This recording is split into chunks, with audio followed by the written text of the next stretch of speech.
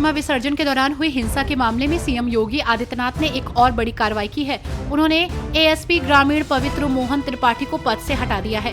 उनकी जगह डीजीपी मुख्यालय में तैनात एएसपी दुर्गा प्रसाद तिवारी को बहराइच भेजा गया है। इससे पहले सीओ महसी को भी हटाया जा चुका है। समाजवादी पार्टी के प्रमुख महासचिव और अखिलेश यादव के चाचा रामगोपाल यादव ने विवादित बयान दिया है। प्रमुख महासचिव रामगोपाल यादव ने पहले चीफ जस्टिस ऑफ इंडिया को कथित तौर पर अपशब्द कह दिया। दरअसल डीवाई चंद्रचूड़ ने रविवार को कहा कि उन्होंने राम जन्मभूमि बाबरी मस्जिद विवाद के समाधान के लिए ईश्वर से प्रार्थना की थी और कहा कि अगर आस्था हो तो ईश्वर कोई भी रास्ता निकाल देते हैं, जिसके बाद ये बयान आया है। अलीगढ़ महानगर के बरौला जाफराबाद में बिना नोटिस दिए नगर निगम टीम ने 3 घर तोड़ दिए, जिससे गुस्साए लोगों ने महापौर प्रशांत सिंघल के आवास पर प्रदर्शन किया। लोगों ने कहा कि बिना नोटिस देकर नगर निगम टीम ने 15 घरों पर लाल निशान लगाए हैं। मोहल्ले वालों का आरोप है कि नगर निगम टीम ने 3 घर तोड़ दिए। अगर लाल निशान लगाने थे तो सड़क बनने से पहले नोटिस देना चाहिए। जब सड़क बन गई तब घर तोड़े जा रहे हैं, जो सही नहीं है। यूपी उपचुनाव के बीच जौनपुर से सपा सांसद बाबू सिंह कुशवाहा ने योगी सरकार पर बड़ा आरोप लगाया। बाबू सिंह कुशवाहा ने कहा कि भाजपा सरकार विपक्षी विधायकों को जेल भेजकर उपचुनाव कराना चाहती है, इसलिए सपा विधायक निशाने पर हैं। इस दौरान उन्होंने जातिगत जनगणना की मांग पर कहा कि भारत से जातियों को खत्म कर देना चाहिए, जिससे सारी समस्याओं का समाधान हो जाएगा। जातियां ही समस्याओं की जड़ हैं। यूपी एसआरटीसी की बसों में अब चालक को झपकी आने पर तुरंत आवाज सुनाई देगी। रोडवेज ने बसों में एंटी कोलिजन डिवाइस लगाने की तैयारी की है। बस डिवाइस चालक परिचालक को अलर्ट करने के साथ ही यात्रियों को सुरक्षित उनके घर तक पहुंचाने में मददगार साबित होगी। हादसों पर अंकुश लगाने के लिए रोडवेज ने बसों में एंटी कोलिजन डिवाइस लगाने की तैयारी की है।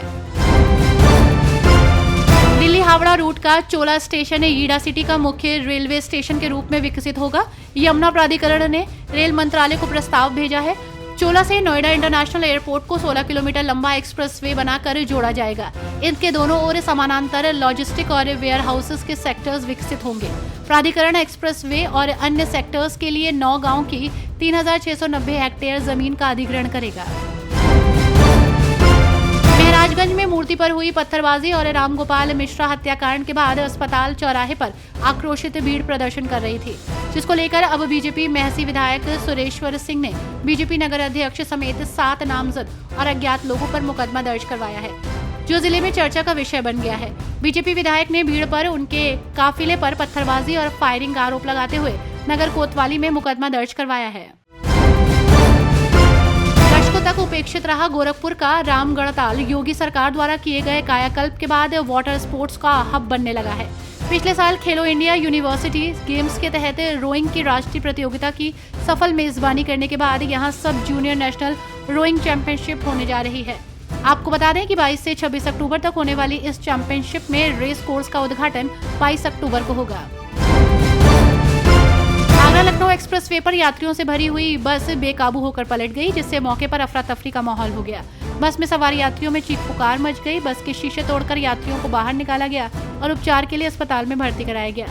स्थानीय लोगों ने जब ये हादसा देखा तो दौड़कर मदद करने पहुंचे और घायल यात्रियों को बाहर निकाला। महाकुंभ 2025 में आने वाले प्रत्येक श्रद्धालु की सुरक्षा को योगी सरकार सुनिश्चित करने जा रही है।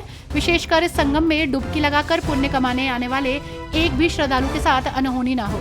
इसके लिए राज्य आपदा प्रतिक्रिया बल, प्रांतीय सशस्त्र कांस्टेबलरी और राष्ट्रीय आपदा प्रतिक्रिया बल ठोस योजना पर काम कर रहे हैं। इन एजेंसियों के प्रशिक्षित जवान अत्याधुनिक उपकरणों के साथ गंगा, यमुना और संगम के घाटों पर और जल में तैनात रहेंगे।